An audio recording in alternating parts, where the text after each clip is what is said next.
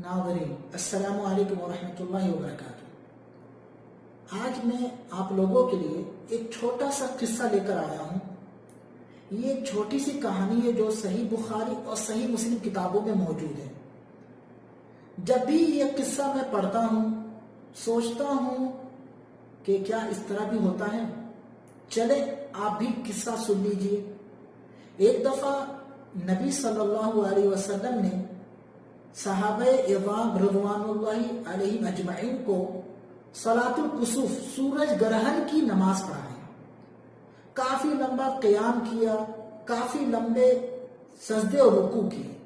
نماز سے فارغ ہونے کے بعد نبی صلی اللہ علیہ وسلم صحابہ کرام کو مخاطب کرتے ہوئے فرماتے ہیں، نماز کے دوران میں نے جہنم کو دیکھا۔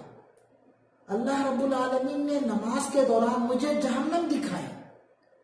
جہنم میں میں ایک ایسی عورت کو دیکھتا ہوں جو بڑے سخت عذاب میں مبتلا ہے۔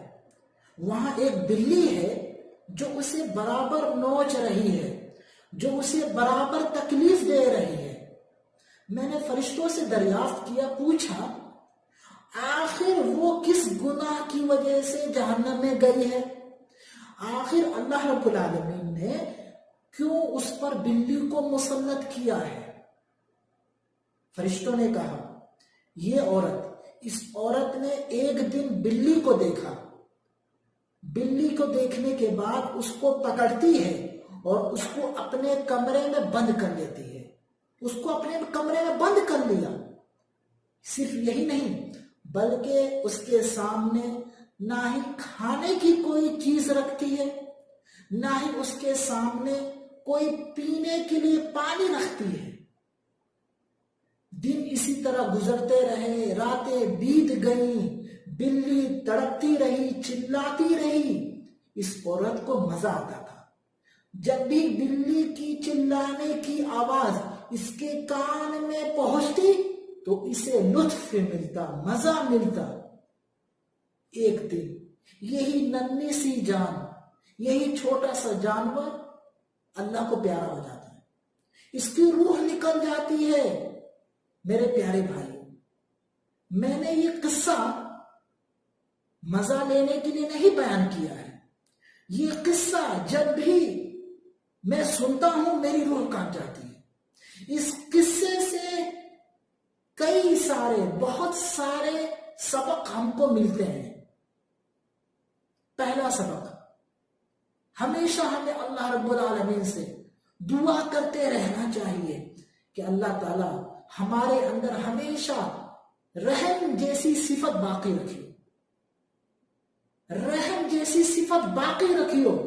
جب انسان کے دل سے رحم جیسی صفت نکل جاتی ہے تو وہ جانور سے بھی بدتر ہو جاتا ہے۔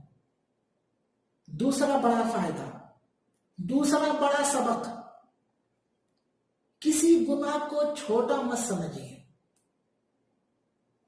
بلی کو تکلیف دینا ایک چھوٹا سا جانور ہے، اللہ رب العالمین ناراض ہو جاتا ہے اور اس عورت کو جہنم میں ڈال دیتا ہے۔